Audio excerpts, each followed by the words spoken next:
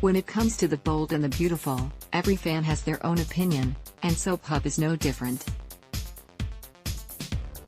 For 5 days, we sat and watched the good, the bad, and everything in between, and now we offer you a handy review, and a cheeky critique, of B&B's week that was. The Bold and the Beautiful, a Critic's Week in Review. It's grade card time for The Bold and the Beautiful, and right off the bat, the soap gets an F for its steadfast refusal to tell 2 storylines simultaneously, every day, for an entire week.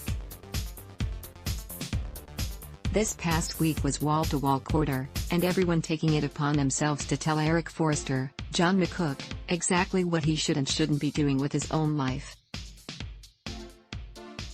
Given that Eric admitted one of his major failings as a husband was standing idly by while and sundry read his wife filth, usually to her face, why does he continue to allow such behavior persist?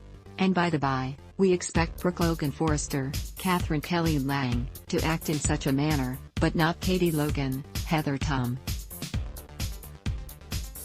And the fact that the Sheila Carter, Kimberlyn Brown, plotline was dropped entirely, save for the odd evoking of her name here and there, until the close of Fridays was a massive letdown/mistake. That all being said, we're rewarding B&B and A for avoiding, or, at the very least, seeming to avoid, the old soap cliché of a house guest causing consternation between her hosts by falling madly in love with a man about the premises.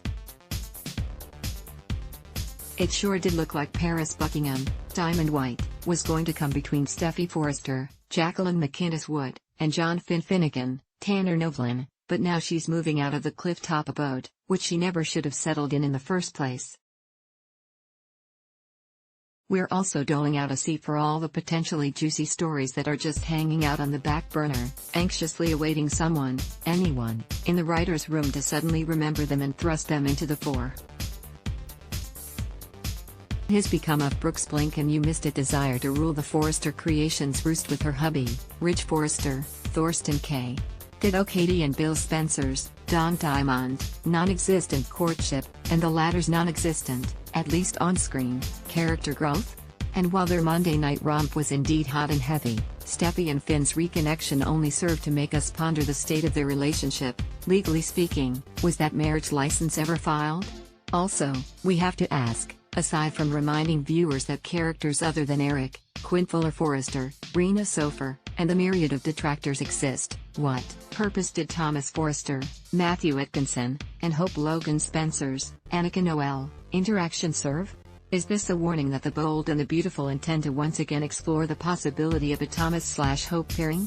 Further B&B critics' musings: shouldn't Eric have had that all-important talk with Carter Walton, Lauren's son Victor, you know, the one where he went to great pains to say that Quinn is his wife and life partner and only Carter's bedmate, before he literally gave him and Quinn a permission slip to fornicate? Speaking of, here's hoping that Carter kept that piece of paper.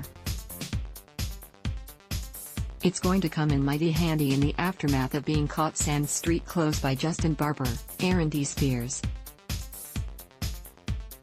Proof that B&B characters exist in some perverse world where 1950s era mores prevail, Brooke and Katie spending an entire episode plus another half scoffing at the fact that a woman would even entertain the notion of, let alone put it into practice, going somewhere besides the office without her husband by her side. The Bold and the Beautiful, VB, airs weekdays on CBS.